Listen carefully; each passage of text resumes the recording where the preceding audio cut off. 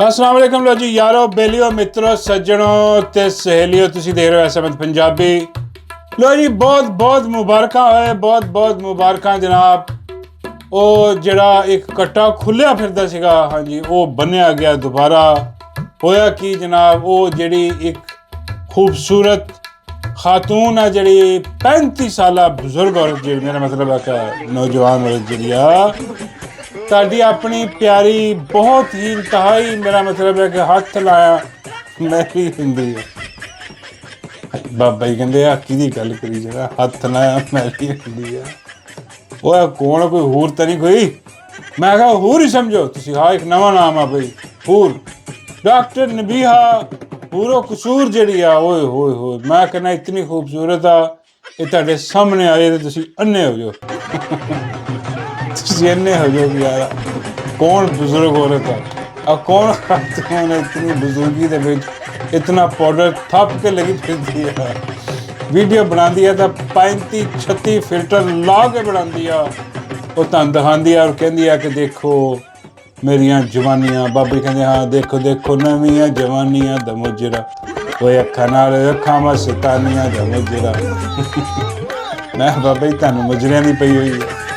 ਉੱਧਰ ਖੁਸ਼ੀਆਂ ਮਨਾਈਆਂ ਜਾ ਰਹੀਆਂ। ਉਹ ਘਰ ਜਿਹੜਾ ਟੁੱਟ ਗਿਆ ਸੀ ਉਹਦਾ ਦੁਬਾਰਾ ਵਸ ਗਿਆ। ਔਰ ਆ ਡਾਕਟਰ ਨਬੀਹਾ ਨੇ ਤੁਹਾਨੂੰ ਪਤਾ ਜਿੱਦਾਂ ਭੜਥੂ ਪਾਇਆ ਹੁੰਦਾ ਸਾਰੇ ਸੋਸ਼ਲ ਮੀਡੀਆ 'ਤੇ ਸਭ ਨੂੰ ਅੱਗੇ ਲਾਇਆ ਹੁੰਦਾ ਜਨਾਬ ਅੱਜ ਵਿਆਹ ਹੋ ਗਿਆ, ਅੱਜ ਰੁਖਤੀ ਹੋ ਗਈ, ਅੱਜ ਤਲਾਕ ਹੋ ਗਈ, ਅੱਜ ਖੁਲਾ ਦਾ ਦਾਅਵਾ ਦਾਇਰ ਕਰ ਦਿੱਤਾ ਗਿਆ, ਲੜਾਈਆਂ ਹੋ ਗਈਆਂ। ਉਹ ਜਨਾਬ ਸ਼ੋਹਰ ਜਿਹੜਾ ਹੱਕੇ ਜ਼ੋਜੀਅਤਦਾਰੀ ਕਰ ਰਿਹਾ। ਇੱਦਾਂ ਦੀਆਂ ਗੱਲਾਂ ਮੇਰਾ ਮਤਲਬ ਆਖੂ ਕਰ ਰਹੀ ਹੈ ਸੋਸ਼ਲ ਮੀਡੀਆ ਨੂੰ ਜਿਹੜਾ ਨਾ ਮੀਡੀਆ ਨੂੰ ਹਰ ਪਾਸੇ ਲੋਕਾਂ ਨੂੰ ਪਾਗਲ ਬਣਾਇਆ ਹੋਇਆ। ਉਹ ਹੁਣ ਤੁਹਾਨੂੰ ਪਤਾ ਜਿੱਦਾਂ ਉਹਦਾ ਵਿਆਹ ਹੋਇਆ ਆਪਣਾ ਮੌਲਾਨਾ ਤਾਰਕ ਜਮੀਲ ਸਾਹਿਬ ਨੇ ਲਗਾ ਮੌਲਾਨਾ ਦਾ ਜ਼ਿਕਰ ਜ਼ਰੂਰ ਦੇਖੋ ਜਿੱਦਾਂ ਡਾਕਟਰ ਨਬੀਹਾ ਦੀ ਗੱਲ ਹੋਏਗੀ ਮੌਲਾਨਾ ਦਾ ਜ਼ਿਕਰ ਜ਼ਰੂਰ ਹੋਏਗਾ।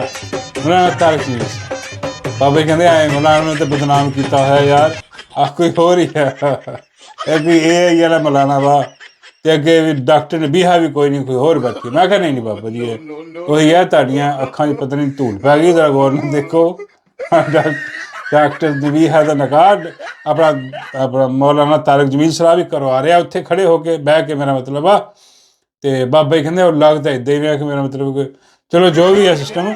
ਖੈਰ ਮੌਲਾਨਾ ਤਾਰਿਕ ਜਮੀਲ ਸਾਹਿਬ ਤੋਂ ਵੀ ਯਾਦ ਹੈ ਮੌਲਾਨਾ ਸਾਹਿਬ ਦੀ ਇੱਕ ਵੀਡੀਓ ਬੜੀ ਵਾਇਰਲ ਹੋ ਰਹੀ ਹੈ। ਮੌਲਾਨਾ ਉਹਦੇ ਸਟ੍ਰੈਚ ਕਰਦੇ ਦਿਖਾਈ ਦੇ ਰਹੇ ਨੇ। ਮੌਲਾਨਾ ਯਾਰ ਇਸ ਉਮਰ ਦੇ ਵਿੱਚ ਇਹਤਿਆਤ ਕਰੋ, ਅੱਲਾ ਤੁਹਾਨੂੰ ਜ਼ਿੰਦਗੀ ਦੇਵੇ, ਐਡੇ ਨੇਕ ਆਲਮ ਹੋ ਤੁਸੀਂ। ਹਾਂਜੀ ਅਸੀਂ ਕੀ ਕਰਾਂਗੇ ਮਤਲਬ ਇੰਨਾ ਸਟ੍ਰੈਚ ਕਰਦੇ ਆ ਉਹਨੇ ਜਨਾਬ। ਉਹ ਇੱਕ 2 ਨੰਬਰ ਜਿਹਾ ਡਾਕਟਰ ਅਫਾਨ ਬਾਬੇ ਕਹਿੰਦਾ ਡਾਕਟਰ ਅਫਾਨ ਉਹ ਵੀ ਨਬੀਹਾ ਗਈ ਹੈ।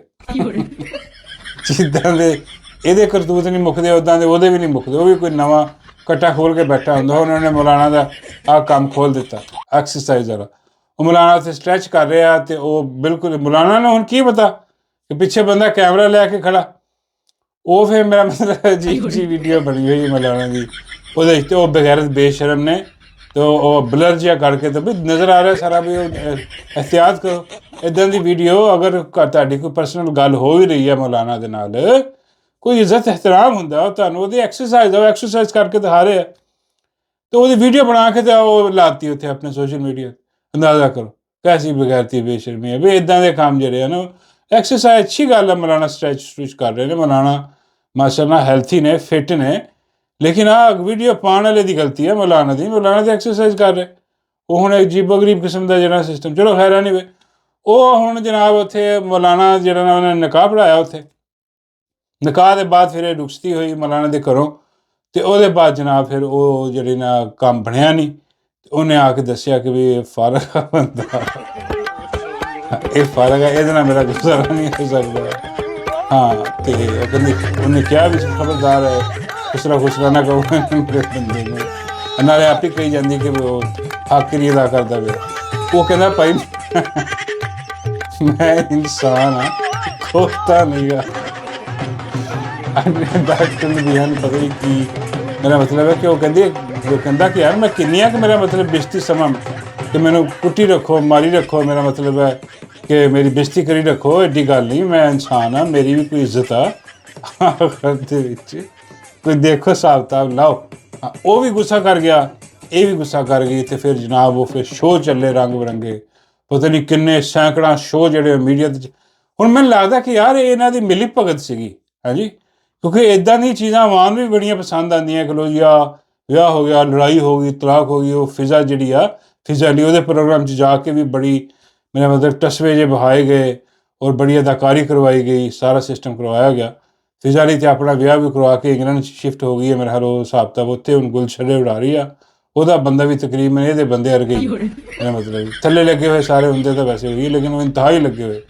ਖੈਰ ਉਹ ਸਾਰਾ ਸਿਸਟਮ ਚੱਲਿਆ, ਜਦੋਂ ਚੱਲਣ ਤੋਂ ਬਾਅਦ ਜਨਾਬ ਫਿਰ ਲੜਾਈ ਹੋ ਗਈ। ਫਿਰ ਪਤਾ ਲੱਗਿਆ ਜੀ ਆ ਉਹ ਆਪਣਾ ਤਲਾਕ ਸ਼ੁਰੂ ਹੋ ਗਈ, ਤਲਾਕ ਹੋ ਗਈ ਜਨਾਬ। ਹਾਂਜੀ, ਉਹਨੇ ਜਨਾਬ ਤਲਾਕ ਦਾ ਦਾਅਵਾ ਦਾਇਰ ਕਰਤਾ, ਇਹਨੇ ਖੁਲਾ ਦਾ ਦਾਅਵਾ ਦਾਇਰ ਕਰਤਾ, ਉਹਨੇ ਪਹਿਲੀ ਤਲਾਕ ਦਾ ਨੋਟਿਸ ਦੇ ਦਿੱਤਾ, ਤਲਾਕ ਹੋ ਗਈ, ਬਸ ਕੰਮ ਖਤਮ ਹੋ ਗਿਆ, ਤਲਾਕ ਹੋ ਗਈ। ਲੇਕਿਨ ਅਚਾਨਕ ਸਟੋਰੀ ਦੇ ਵਿੱਚ ਇੱਕ ਟਵਿਸਟ ਆਇਆ ਜਨਾਬ ਕਿ ਇੱਕਦਮ ਤਸਵੀਰਾਂ ਸੋਸ਼ਲ ਮੀਡੀਆ ਮੰਜ਼ਰ ਆਮ 'ਤੇ ਆਈਆਂ ਕਿ ਜਨਾਬ ਉਹ ਬਿਲਕੁਲ ਹੂਰੋ ਕਸੂਰ ਬਣੀ ਖਲੋਤੀ ਉੱਥੇ ਤੇ ਨਾਲ ਉਹਦਾ ਬੰਦਾ ਜਿਹੜਾ ਸਾਬਕਾ ਜਿਹੜਾ ਯੂੰ ਕਰ ਰਿਹਾ ਸੀਗਾ ਉਹ ਵੀ ਕਰ, ਉਹ ਜਨਾਬ ਇਕੱਠੇ ਖੜੇ ਤੇ ਉੱਥੇ ਖੁਸ਼ਗੱਪੀਆਂ ਲਾ ਰਹੇ, ਸੈਰ ਤਫਰੀਹ ਹਨੀਮੂਨ 'ਤੇ ਗਏ ਹੋਏ।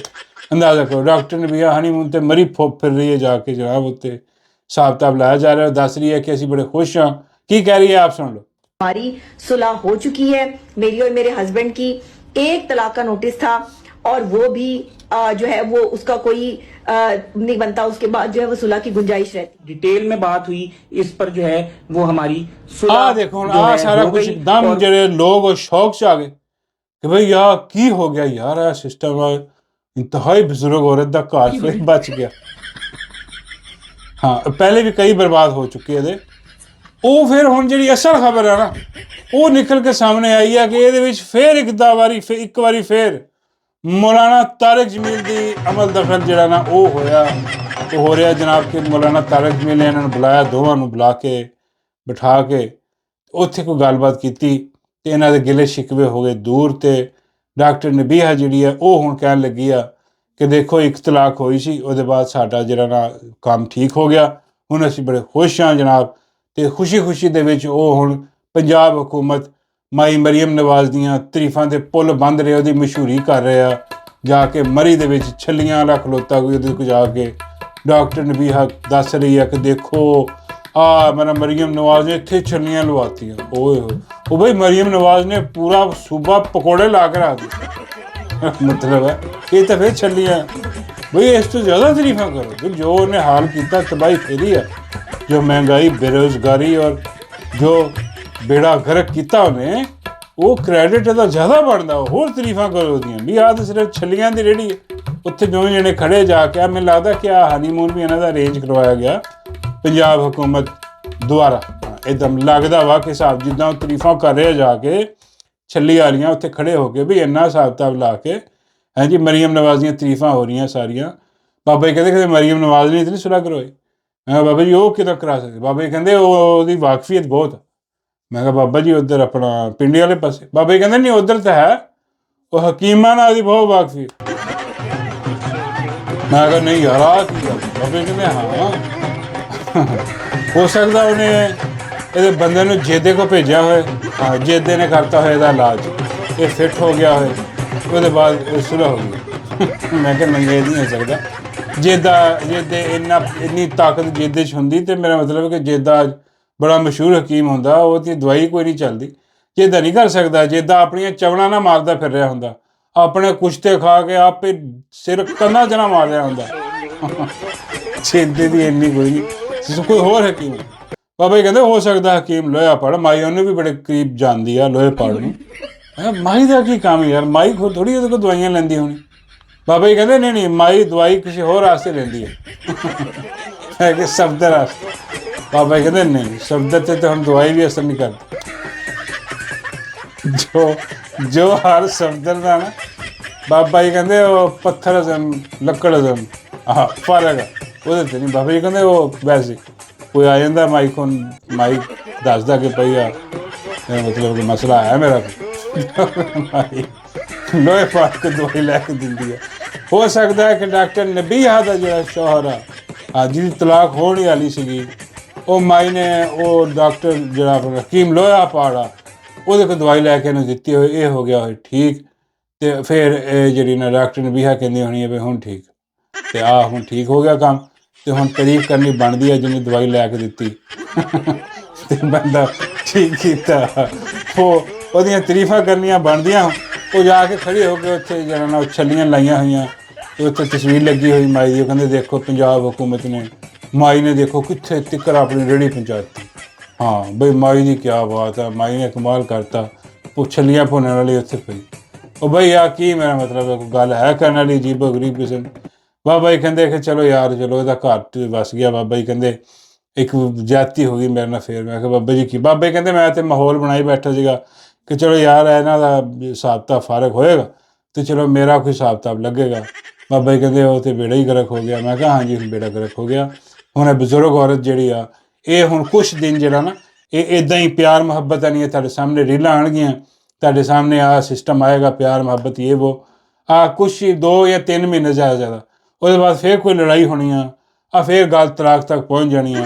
ਹਾਂ ਤੇ ਇਹ ਇਹਨਾਂ ਦਾ ਡਰਾਮਾ ਇੱਦਾਂ ਹੀ ਇਹਨਾਂ ਨੂੰ ਮੁੱਕਦਾ ਨਹੀਂ ਆ।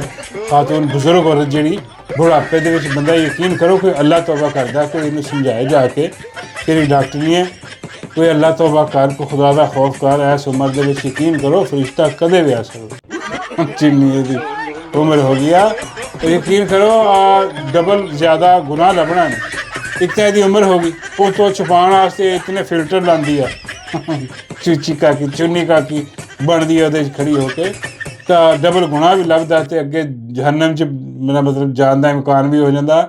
ऐसे करके तौबा करके तो मेरा मतलब है कि अपना जो असल चेहरा जो वो लैके आ सामने, तो असल एज भी दस छड़ 35-35 साल की। तो यह क्या कह दिया कर 35 तो इन्ना ही शौक कह दिया कर जी 35+5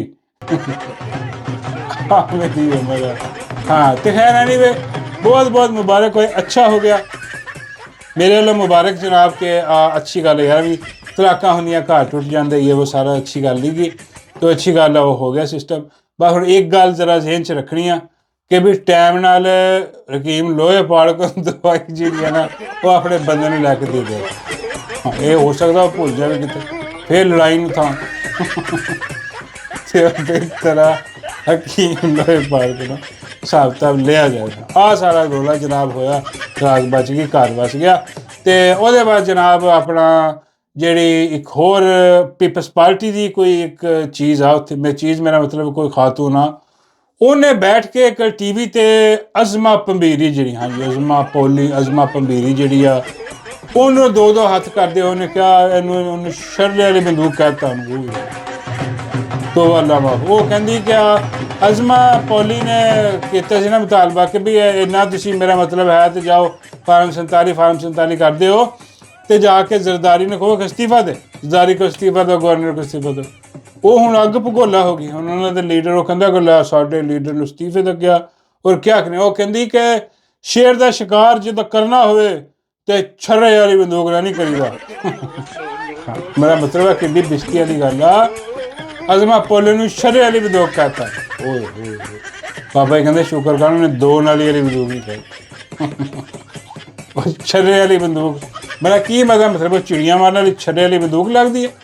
बाबा जी कहते नासा होंदियां वैसे बंदूक लगी छर्रे वाली पौली। लेकिन आ देखो जनाब उत्थों क्या कि ऐसी दी तैसी असल बंदा सामने आए ਉਹਦਾ मतलब सी कि अपनी जी मालक है ना ਉਹਦੇ ਕੋਲ बुलवा ਉਹਨੂੰ कह के जरदारी इस्तीफा दे, फिर तेन दसदे हैं, फिर पता दसदे हैं, फिर असीं खोलांगे गैरेज के दरवाजे, फिर असीं खोलांगे वो अपना 9 महीने का प्रोजेक्ट जो 4 महीने च पूरे किए नहीं दुनिया गल्लां कुल करांगे। लेकिन इन्होंने असीं की जवाब दईए छर्रे वालियां बंदूकां ਜਿਹੜੀਆਂ वो आके जरदारी का इस्तीफा। ये सारे ड्रामेबाजी बगैरती बेशर्मी हो रही है, नूरा कुश्ती हो रही है आपस ਦੇ सारे एको ने चोर लुटेरे। आ तुसीं देख रहे होना पहले हज तक हुण तक किसी नूं रह ही नहीं गया कुछ भी कि यार आ मेरा मतलब है कि एक दो जमातां इको ही आ आपस च सारे इको ही आ। ते बिलावल भुट्टो जरदारी जेड़ा ਉਹਦਾ डिंग डोंग ਦਾ बड़ा जिक्र मेरा मतलब है कि टिकटॉक ਦਾ बड़ा जिक्र हो रहा। ਉਹ टिकटॉक करदा फिर रहा हर पासे कि भी टाइम ਤੁਹਾਡਾ घट रह गया। घड़ी कहते कि टिक मेरा मतलब घड़ी ਤੁਹਾਡੀ ਜਿਹੜੀ ना वो पिछे ਨੂੰ चलना शुरू हो गई आ। लेकिन इन्हों आ नहीं पता कि भी जी पिछे ਨੂੰ सिर्फ तेरी घड़ी चल सकती है, माई की घड़ी जी वो अगे नहीं चलती है। मेरा मतलब कि इन्हों की नून लीग की घड़ी वो अगे नहीं चलती है, भी तेरी घड़ी पिछे नहीं चलती है। ਉਹ ਆਪਣੀ ਘੜੀ ਚੜੀ ਉਹ ਠੀਕ ਕਰਾ, ਤੇਰੀ ਘੜੀ ਖਰਾਬ ਆ। ਬਾਬਾ ਜੀ ਕਹਿੰਦੇ ਹੁਣ ਇਹਨੂੰ ਕਿਤੇ ਕੋ ਭੇਜੀਏ। ਮੈਂ ਕਿਹਾ ਬਾਬਾ ਜੀ ਕੀ ਮਤਲਬ? ਬਾਬਾ ਜੀ ਕਹਿੰਦੇ ਉਹ ਡਾਕਟਰ ਨਬੀਹਾ ਦਾ ਬੰਦਾ ਜਿਹੜਾ, ਉਹਨੇ ਤੇ ਚਲੋ ਲੋਹੇ ਪਾੜ ਕੋ ਭੇਜਤਾ, ਇਹਦਾ ਤੇ ਇਲਾਜ ਹੀ ਹੈ ਨਹੀਂ। ਇਹ ਇਲਾਜ, ਮੈਂ ਕਿਹਾ ਨਹੀਂ ਬਾਬਾ ਜੀ ਇਹਦਾ ਇਲਾਜ ਹੈ। ਬਾਬਾ ਜੀ ਕਹਿੰਦੇ ਇਹਦਾ ਕੀ ਇਲਾਜ? ਮੈਂ ਕਿਹਾ ਤੁਸੀਂ ਦੱਸੋ, ਹੁਣ ਤੁਸੀਂ ਸਿਆਣੇ ਬੰਦੇ ਆ, ਦੇਖੋ ਕੀ ਹਿਸਾਬ ਕਿਤਾਬ। ਬਾਬਾ ਜੀ ਕਹਿੰਦੇ ਇਹਨੂੰ ਪਿੰਡੇ ਲੈ ਜਾਓ। ਮੈਂ ਕਿਹਾ ਪਿੰਡੀ ਬਾਬਾ ਜੀ ਉੱਧਰ ਗੇਟ ਨੰਬਰ 4। ਬਾਬਾ ਜੀ ਕਹਿੰਦੇ ਨਹੀਂ ਪੁੱਤਰ, ਪਿੰਡੀ ਸ਼ੇਖ ਰਸ਼ੀਦ को ਲੈ ਜਾਓ, ਇਹਦਾ ਇਲਾਜ ਸ਼ੇਖ ਰਸ਼ੀਦ को ਆ। ਔਰ ਸ਼ੇਖ ਰਸ਼ੀਦ ਕਬੂਤਰਾਂ ਨੂੰ ਦਾਣੇ ਦੂਣੇ ਪਾ ਰਿਹਾ, ਮੋਰਾਂ ਨੂੰ ਦਾਣੇ ਦੂਣੇ ਪਾ ਰਿਹਾ ਅੱਜ ਕੱਲ੍ਹ। ਪਹਿਲਾਂ ਇਹਨੇ ਵੀ ਦਾਣਾ ਪਾ ਚੁੱਕਾ। ਬਾਬਾ ਜੀ ਕਹਿੰਦੇ ਇਹਨੂੰ ਉਹਦੇ ਕੋਲ ਲੈ ਜਾਓ, ਉਹਦਾ ਤਸੱਲੀ ਬਖਸ਼ ਇਲਾਜ ਕਰ ਦੇਗਾ। ਮੈਂ ਬਾਬਾ ਜੀ ਸ਼ੇਖ ਬੁੱਢਾ ਹੋ ਗਿਆ, ਉਹਦੇ ਕੋਲ ਕੀ ਹੋਇਆ? ਬਾਬਾ ਜੀ ਕਹਿੰਦੇ ਪੁੱਤਰ ਸ਼ੇਖ ਹਜੇ ਵੀ ਪਾਵੇ ਖਾਂਦਾ ਸਵੇਰੇ, ਖੱਦ ਪਾਵੇ ਖਾਂਦਾ ਬਾਹਰ ਖੜਾ ਹੋ ਕੇ, ਔਰ ਸ਼ੋਰਾ ਪਿਆਲੇ 'ਚ ਪੀ ਜਾਂਦਾ ਮੂੰਹ ਲਾ ਕੇ। ਬਾਬਾ ਜੀ ਕਹਿੰਦਾ ਪੁਰਾਣੀਆਂ ਖੁਰਾਕਾਂ ਉਹ ਠੀਕ ਇਲਾਜ ਕਰ ਦੇਗਾ, ਇਹਨੂੰ ਭੇਜ ਦਿਓ ਉਹਦੇ ਕੋਲ ਕਿਸੇ ਨੂੰ।